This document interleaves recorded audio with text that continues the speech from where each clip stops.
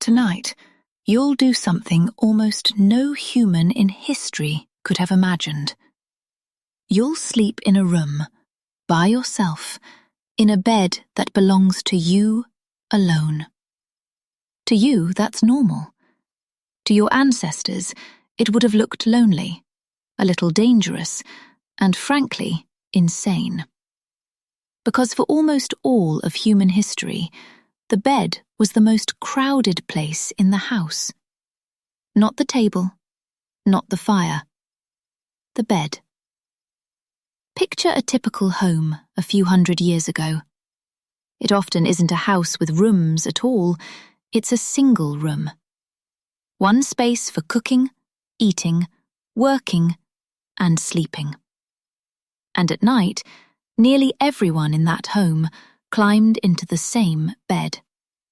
Parents, children, grandparents, the new baby, sometimes a servant or a farmhand. All of them layered together under one blanket, breathing the same air.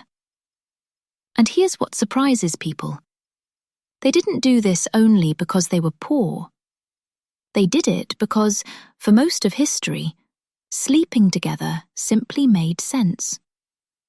Think about what night actually was back then. No heating. The fire sank to embers by midnight, and the cold crept in through every crack in the walls. A bed full of people was a bed full of body heat. The bodies were the radiator. There was safety in it too. The dark was genuinely frightening, and we'll come back to why. Pressed together, you could hear each other breathe. You knew you weren't alone. For a frightened child, and honestly for the adults, that closeness was the entire point. A good bed was also shockingly expensive. A solid frame with a real mattress could be one of the most valuable things a family owned. Sometimes the most valuable object in the home. People named their beds in their wills and passed them down like treasure. When something costs that much, you don't buy one per person. You buy one bed and everyone shares it. So sharing a bed with your family was completely ordinary. But now leave home, and the story gets much stranger. Imagine you're travelling, and night falls. You stop at an inn. You pay for a bed. And the innkeeper leads you to a bed that already has someone in it. A stranger. Someone you have never met in your life. This wasn't a mistake. This was the system. At a busy inn, beds were shared by whoever turned up. You'd climb in beside a travelling merchant or a soldier you'd never see again, say goodnight, and go to sleep. There was even an unspoken etiquette to it. Keep to your edge. Don't steal the blanket. Don't ask too many questions. Awkward, but it was just how the world worked. A bed was a spot you rented, not a private space you owned. And don't assume this was only for the poor. Some of the most powerful people in history slept exactly the same way. In September of 1776, two of America's founding fathers were travelling together on urgent business. Benjamin Franklin and John Adams. They reached a town called New Brunswick, and every inn was full. All they could find was one tiny room with one small window and one bed. The two men had to share it. What happened next is in Adams's own writing. As they settled in, Adams, afraid the cold night air would make him sick, shut the window. Franklin objected at once. "We shall be suffocated," he said, and demanded it stay open. Then Franklin, lying right beside him in the dark, launched into a full lecture on his personal theory about colds and fresh air. Adams listened to the great Benjamin Franklin explain himself, and quietly fell asleep mid-speech. The window stayed open. Neither man caught cold. Two of the most famous figures of their age, bickering over a window, squeezed into one bed at a roadside inn. That's how ordinary bed-sharing was.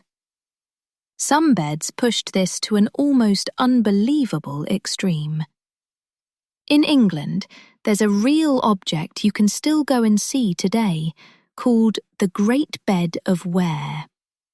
It was built around 1590, a massive oak four-poster, over 10 feet wide, far bigger than any normal bed. It was made as a tourist attraction for an inn, a curiosity travellers would go out of their way to sleep in. Guests carved their initials into the wood and pressed wax seals onto the posts to prove they'd been there. Those marks are still visible.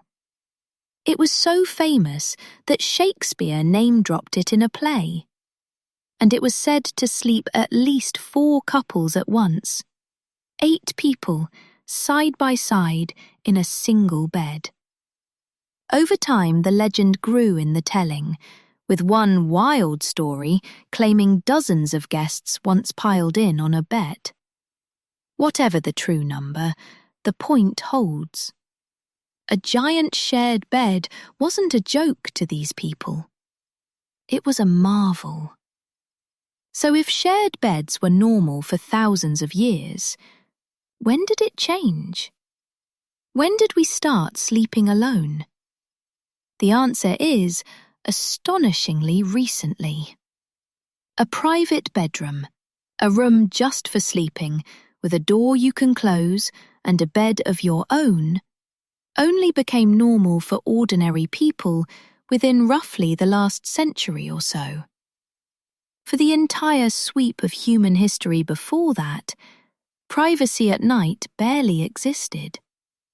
The idea itself is almost brand new. And when we finally got it, we gained something and lost something.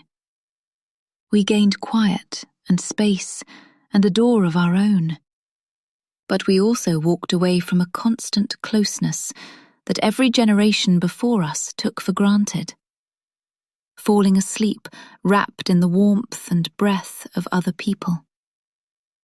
The bed you'll climb into tonight, alone, would have struck your ancestors as a strange and lonely thing. To them, sleep was something you did together. But there's one more truth about these crowded homes and shared beds we haven't touched. All those people, packed together night after night, no plumbing, no running water, no real way to wash.